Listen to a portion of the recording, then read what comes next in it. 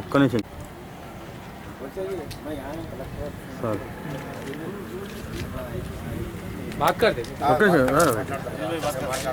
తీసుకున్నామని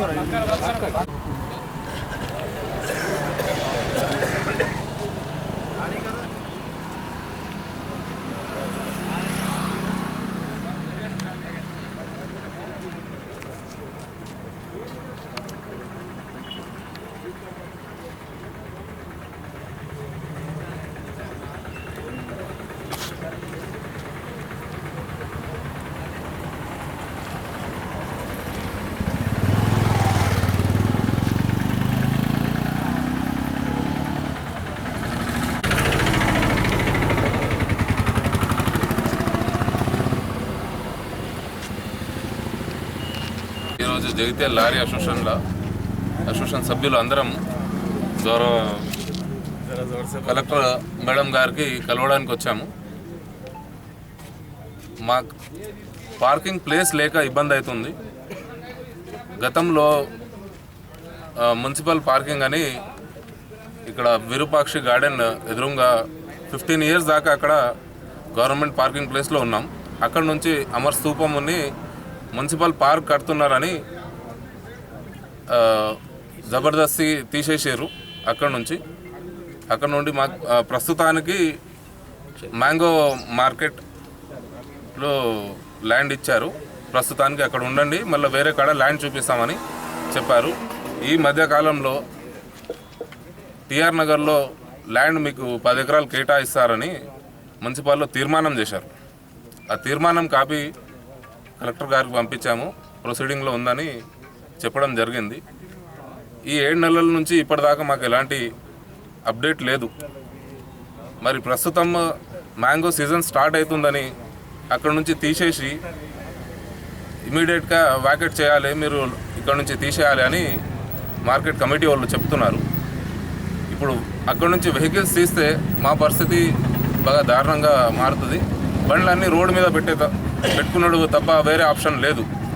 అందుగురించే ఈరోజు గౌరవ మా ఎమ్మెల్సీ గారు జీవన్ రెడ్డి సాబ్ కలిసాము.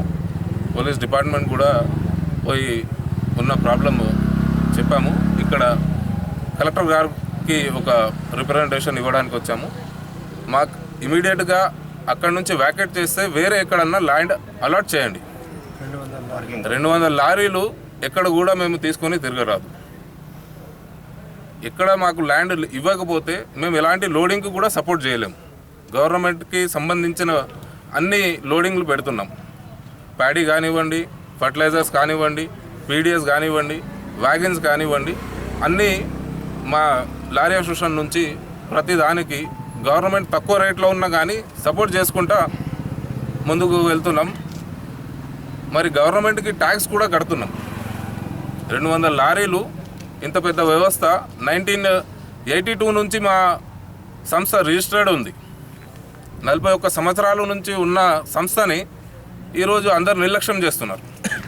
దీనికి కారణం ఏంది? మరి ట్యాక్స్ కడుతున్నాం, ఫిట్నెస్గా గవర్నమెంట్కి అన్నీ కట్టుకుంటూ పోయినాక కూడా ఈ పద్ధతిలో రవాణా రంగానికి కాపాడకుంటే రవాణా రంగం మొత్తం కుప్పకూలుతుంది. ఈ విషయాన్ని కలెక్టర్ మేడంకి చెప్పి మాకు ఇమీడియట్గా ఎక్కడైనా ల్యాండ్ చూపించండి.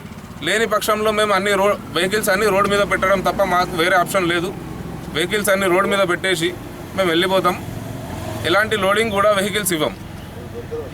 ఈ విషయం మేడం గారికి ఒక రిప్రజెంటేషన్ ఇవ్వడానికి వచ్చాం. మా వైస్ ప్రెసిడెంట్ జగిత్యాల జిల్లా కలెక్టర్ గారిని కలవడానికి మేము రావడం జరిగింది. ఉదయము ఎమ్మెల్సీ జీవన్ రెడ్డి గారిని కలిసి వాళ్ళకి రిప్రజెంటేటివ్ ఇవ్వడం జరిగింది.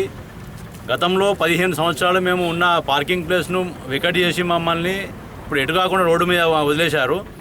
ఇప్పుడు మేము రోడ్డు పైన ఈ 220 లారీలు గిట్ట రోడ్డు పైన పెడితే ల్యాండ్ ఆర్డర్ ప్రాబ్లం అవుతుంది. అదేవిధంగా ఎలాంటి గవర్నమెంట్కు సంబంధించినవి కానీ ప్రైవేటు కానీ ఎలాంటి లోడింగ్లన్నీ చేయకుండా లారీలు మొత్తం ఆపడం జరుగుతుంది. ఈరోజు వ్యాగన్ ఉన్నాయని వ్యాగన్ని క్యాన్సిల్ చేసి ఆపడం జరిగింది. అదేవిధంగా ఫర్టిలైజర్ కూడా ఈరోజు రైతులకు సంబంధించింది ఏ రవాణా రంగం ఏదైతుందో రైతుల సపోర్ట్గానే వెళ్తున్నాం మేము.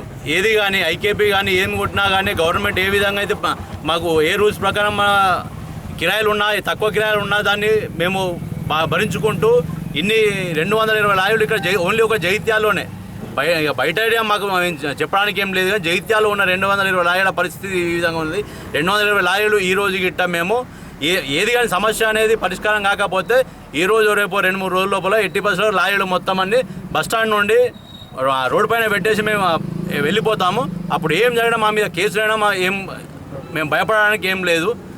అన్నిటికీ సిద్ధంగా ఉన్నాం మేము.